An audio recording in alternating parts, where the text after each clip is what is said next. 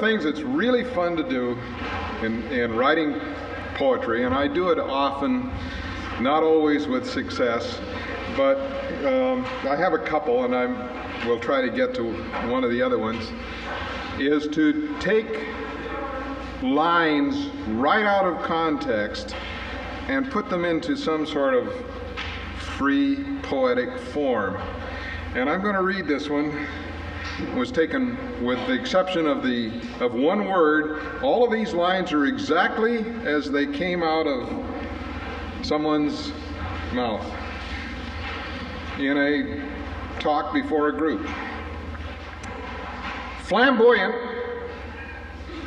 with no other reason than to get the juices flowing and take a good, strong look at impatience, the perspective at least is specific in self-interest.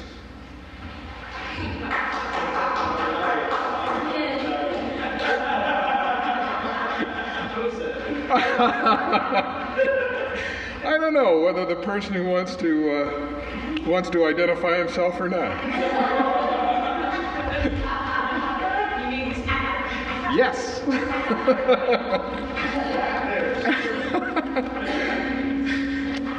Those words were spoken in a meeting. They were not intended as poetry. They were not in exactly that order, but they sure came out good. One other that I have along that line, a couple of years ago I did an adaptation of a children's book for the Children's Theater at Gavilan College. And in trying to adapt this 3-hour play down to an hour format to fit for the schools, we tried to put a lot of the plot and descriptive and so on into songs and verse. And this is actually a song. There's music written to it, and I learned the music, but I'm not going to try to sing it under the circumstances. The verse was written right out of the book by taking the lines that the author, Margot Benary-Isbert, had written and putting them into the context of poetry. And in fact, I was even able to get them to rhyme, to work the rhythm and the meter and the rhyme. And this is an exciting exercise with words and sense and dealing with what someone is trying to say. The poem comes from the introductory part of the book, actually the preface in little bits taken from here and there as she's describing this town of Vogelsang. And the song is the song that the townspeople sing, and it was what we opened the show with. And it goes, "They call us the crazy Vogelsangers. That doesn't bother us a bit. They call us the crazy Vogelsangers, but we know how to keep our wit. Right in the middle of Germany, on the road going somewhere from nowhere, we live in gentle harmony. We know what we know, and we care. With crooked streets and a marketplace, amidst the green hills everywhere, a swift little river that turns our mills and songs of our birds in the air, and high on the hill over narrow-netted streets, the cathedral towers there with frightening figures of olden times, the gargoyles grin and dare. But we're not afraid, we won't complain, we know they don't come to scare, and all the world we're proud we're here, we know what we know, and we care."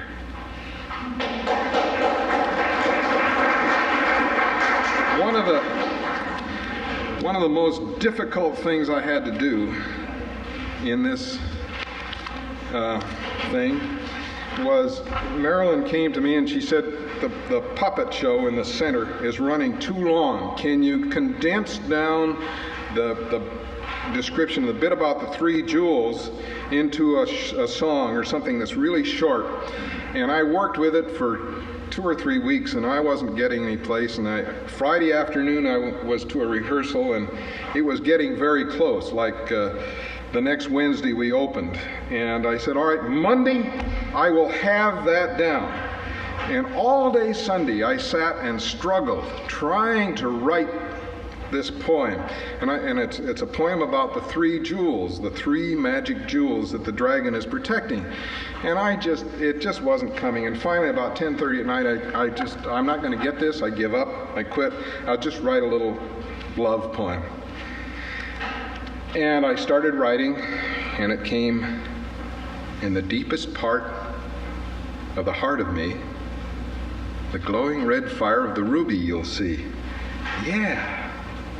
In the sky up above, when the stars are bright, the heavenly dragon watches each night.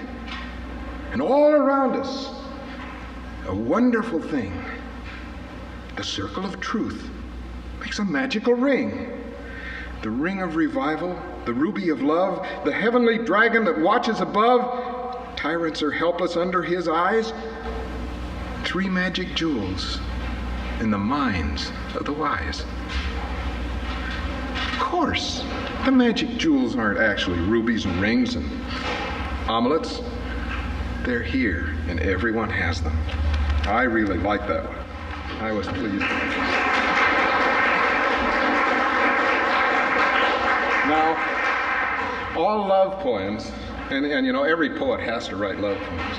All love poems aren't all ooey-gooey love. Some of them you can get a little bit light and happy with. This is the only poem that has ever, that I didn't submit it, but a friend of mine sent it in to be published, and she got back the rejection slip, and she said, "This is a fantastic rejection slip. I've never seen one like this before. They actually liked your poem. They just said it isn't their style." And they never do that. They never tell you it's good. They just say, nah. But she sent it in, and you'll just have to take this one the way it comes out, because it's a love poem, but it's maybe a little different. Milk white night on a bone black steed, cutting up the morning in a momentary need, cutting up the morning into bits of blue and gold. The silvered blade is shining with desultory cold. And over on the grandstand, her skirt around my knee, she's singing songs of lovely, but never quite for me. I hurry to the pantry where it's man for man the bread, but even at the distance, she's a shining silver thread. Then it's early in the evening when the coalescent day becomes another instrument to send me on my way. So file down your laces, you're an apt and surly cur. Knuckle down to Filbert, you'll never lay with her.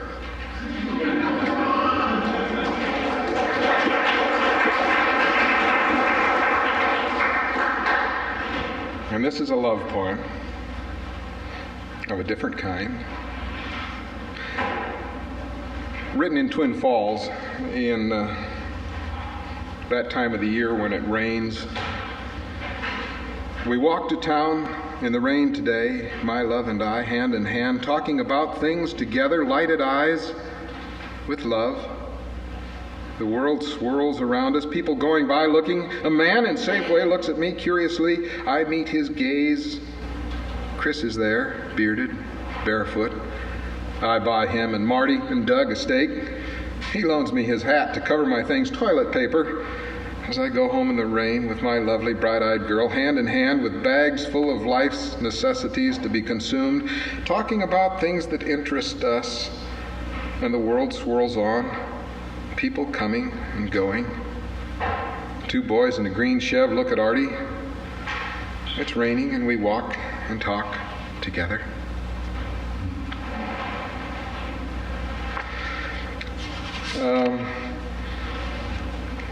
And in a way, this one is a love poem, and you'll just have to really figure out where in the world that could possibly come from. It goes, a curious mountain piled high with scorn, and deep in its heart lives a man with his horn.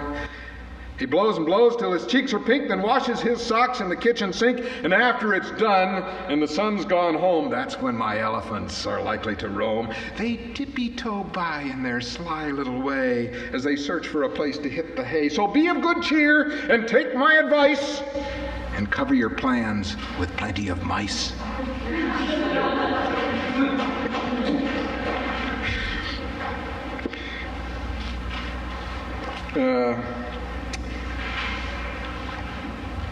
Well, I have to.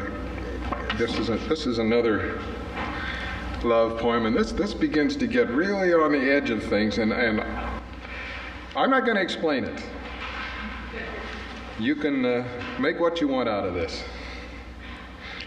Unlighted, her fire burns with cool flame and silent crackling, calling me near to warm, yet without singe or scorch.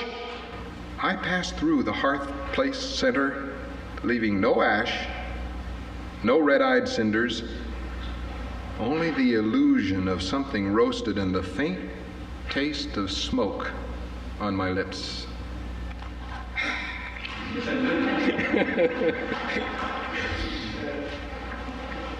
We went to visit a friend once, and she's still a friend. Never met her in my life, wrote to her a couple times, and we just barged in, and boy, it was an uneasy evening. And this is one of my favorite poems. And it's kind of a love poem, too, being that's sort of what I'm thinking about this time. Chocolate barred all the way, I spewed my way between the fences and up the double yellow stripe of her address to be presented in all the wrong ways except honestly. Each regarded each with guarded ease, arms lengthening the way around the edge of conversation, one or another momentarily crest-breaking, then scuttling for the cover of nervous laughter, until at last, just as I settled into a comfortable faux pas, it was broken off, and once again Chocolate Knight buttoned his vest. Watch out for the almonds, I should have warned.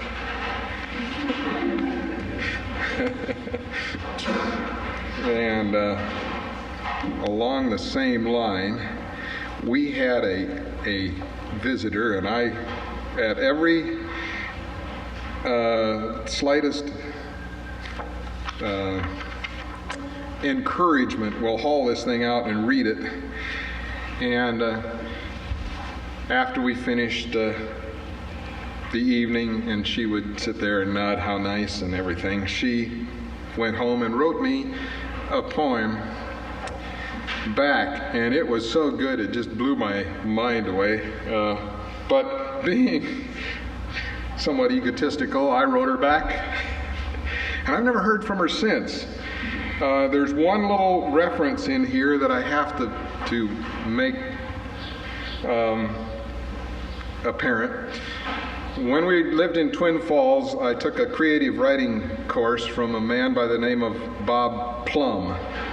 And his ultimate attack on anything you wrote was when you finished it, he would look at you and say, very nice. All right. This is called Song of Jeanette. A few of these have titles, and this is one. Hastily, time is always too short at one end. I thrust my good foot firmly between tongue and teeth. Thus hobbled I blurted onward without intelligence and flung my ego out nude-like for a sample streak. With good humor she smiled her sweetness and trickled through the words delicately. Very nice, she said, and a plum ghost made a hollow sound somewhere inside. But time is too short at one end, and there is no other way to make it long enough, so let the streaking ego suit hang out there where without adornment it almost fits into the space we had, and still overinflated at that.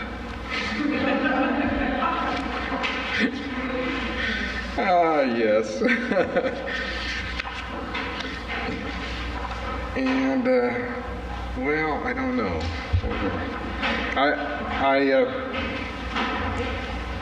We have in our family a little routine about shaking hands and saying Gromek, and it's something that's gone on for a number of years. It's in fun, and it goes on and on. And a number of years ago, I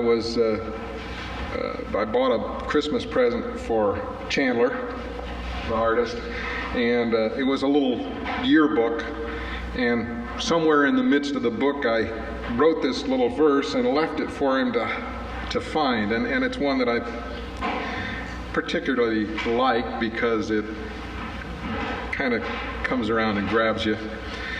I speared a word and laid it here to lie in quiet ambush for a wayward thumb to intrude its resting place.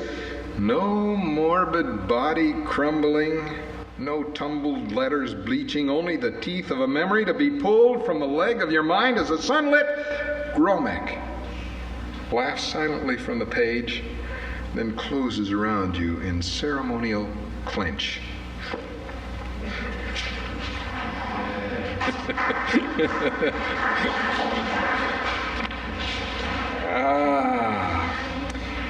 And for Glenn Cardell out there, I told him I would read one of these, and so I have to come at him with one of these. This is kind of a really fun poem, and it's another one of these little twists that you never quite expect to come from where it does.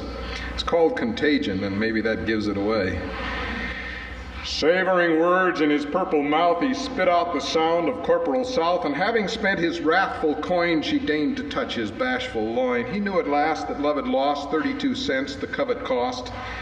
So carefully ducking his last dead shots, she left him covered with little red spots.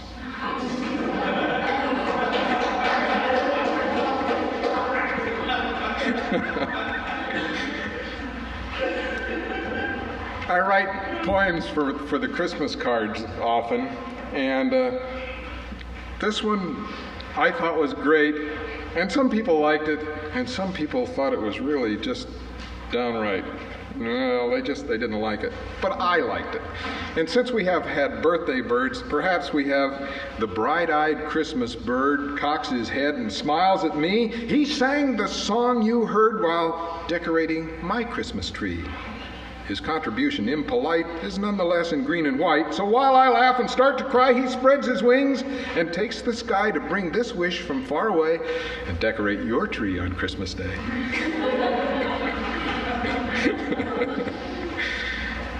Oh, yeah. There are times when you try to write a poem and nothing comes out.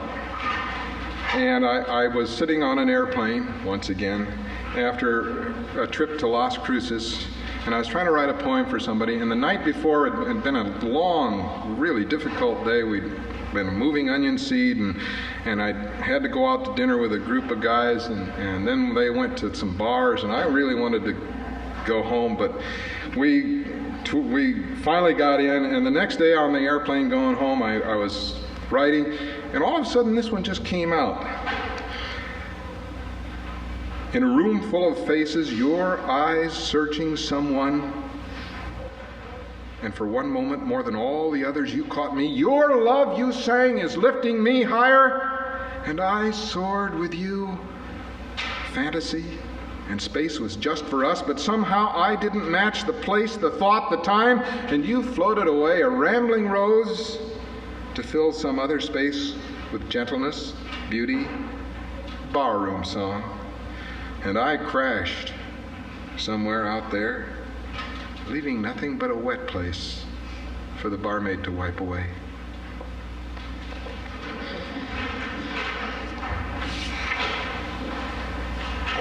There's so many left that I want to read, and I feel like I'm getting down to the point where I ought to stop. I want to read this one about this along the same line. Standing in the checkout counter at Safeway in Twin Falls, and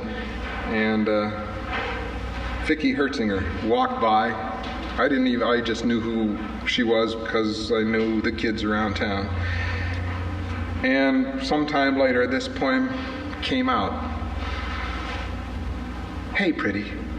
Yes, you, there among the donuts and macaroons. Laugh brightly with your eyes and heart as you write big black numbers on the bright white paper bag holding cream puffs for the fat lady.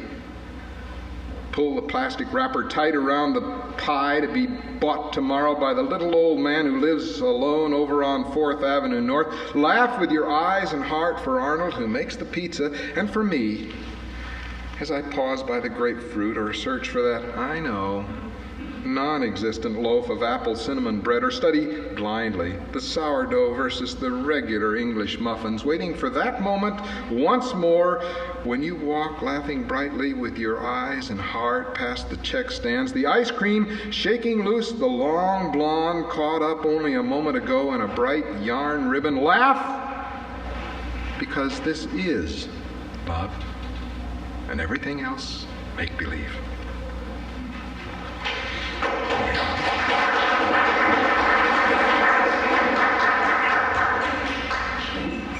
Well, I'll close with one more. Art Junker at the college has taken some of these poems and set them to music, and there was a possibility, if they could have got it all together, that they might have been here to perform this afternoon. And I wasn't really going to do it, but it's a good one to finish off with. It goes, "Sally forth," she said, but I sallied fifth. Warm whiskey it was, no broken ice, just a damp place where the tears wet. And as for Sally, she was first and last, and sometimes fourth, too. Before I call the musicians up here, I'd like for you to join me in song, and we'll sing "Happy Birthday to Alex." Happy birthday to you, happy birthday to